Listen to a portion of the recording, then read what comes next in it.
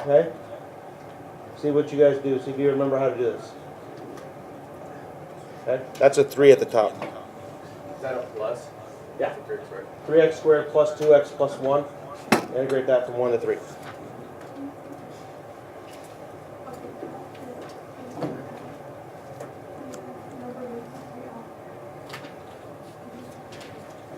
And everybody in this room should be able to do that.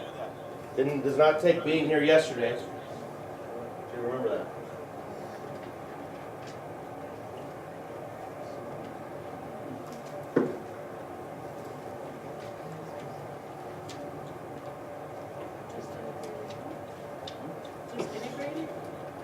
I want you to, find the answer.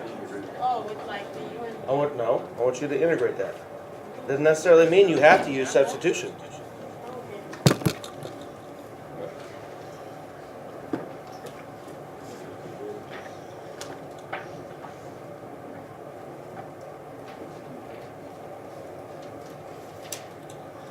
Okay, if I integrated this, what would I get as my answer? X cubed plus x squared plus x, right? Now this is a definite integral, so then you would say you'd have limits at the end, right? So you'd evaluate it between 3 and 1. You guys remember that? You should, right? And then you put those in place of the x's, right? So it's going to be like 3 cubed plus 3 squared plus 3 minus the whole term, which would be 1 cubed plus 1 squared plus 1. Okay? So then 3 cubed is what? 27. 27. And then 9 is, You said it. or 3 squared is 9. Yeah, so 27 plus 9, right? Plus 3. And then minus 3, right? Okay? Yeah. Why is it like x to the third? Like when you What happens to the power when you anti-differentiate? it goes up, but what happens to 3? You tell me, what happens when we anti-differentiate?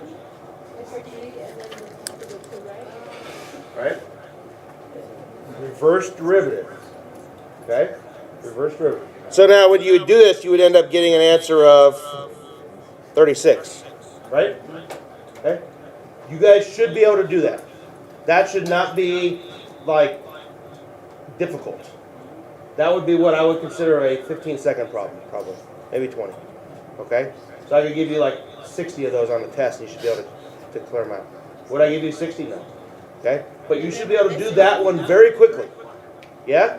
If you can't, you need to come in and get extra help. Okay? Any questions on that one? Like I said, H has some review problems, which is nice. Okay? Let's try this one. Okay, let's integrate between 1 and 4. 3x plus 4 over x. And do it for x. Are you crying or are you laughing?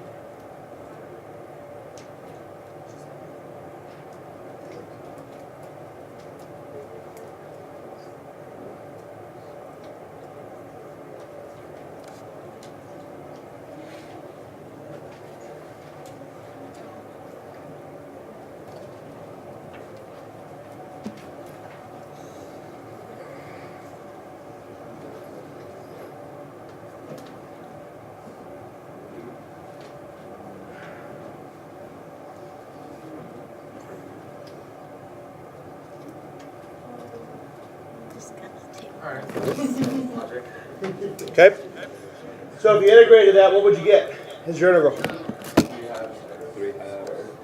3 halves x squared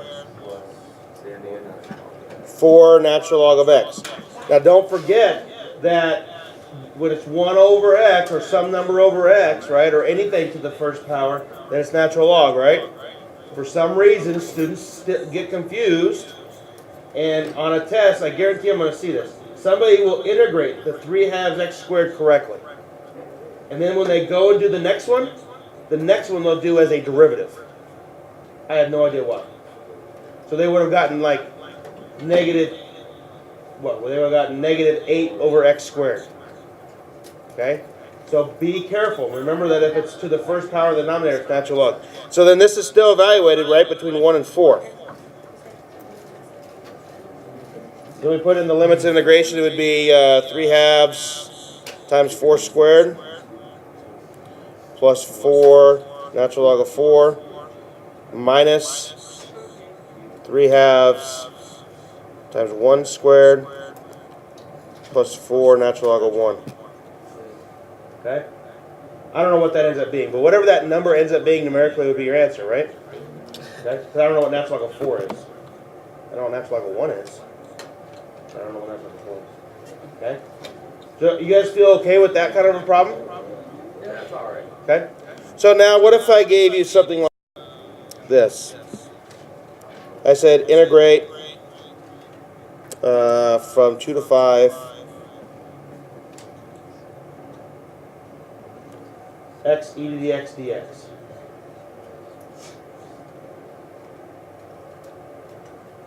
How would you do this one? Let's just talk about this. Well, E is the same.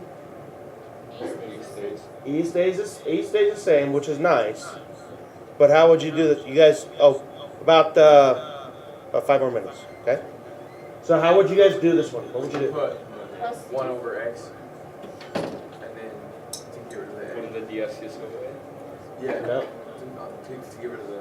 So what do you think the answer is as an integral? Does anybody have an answer? X to the EX.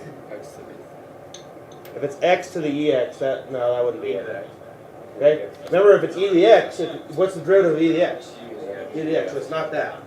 Whatever we take the derivative of, we should get back to here. Right? The problem is, you guys don't know enough yet to do this one. Okay? Because we can't use substitution. I couldn't substitute in for anything. If I substitute in for the x, what's the derivative of x? 1. That didn't get rid of my other x.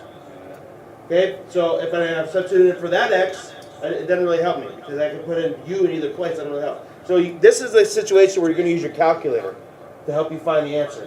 And your calculator only will help you find definite integrals. Okay? So it's using a button called on FNINT in your calculator. So if you don't have one, come up here and grab a calculator.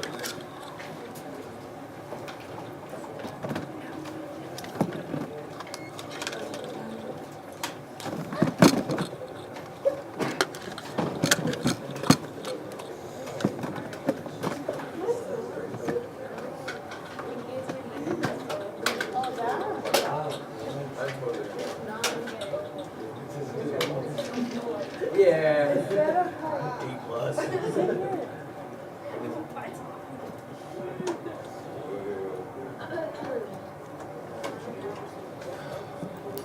Okay, that's where you need to go.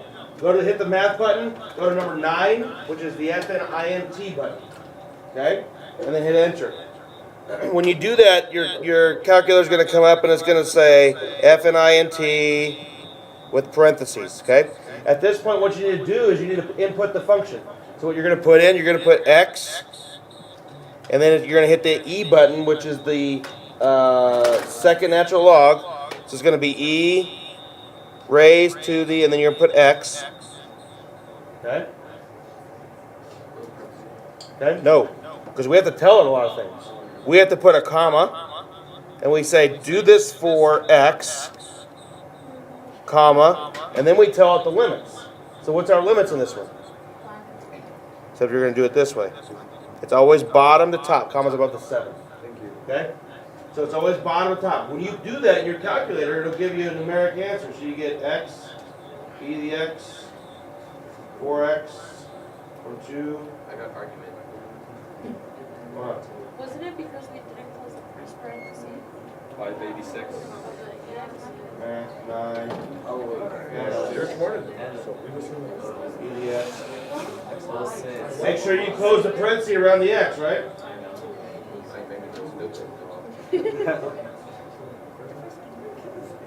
I got 586.26.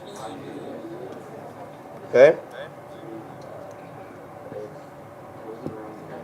Now, here's the cool thing about this: is if any problem in your book has you do a definite interval, okay, and it doesn't say, show your work or something like that, you can do this, and it's done.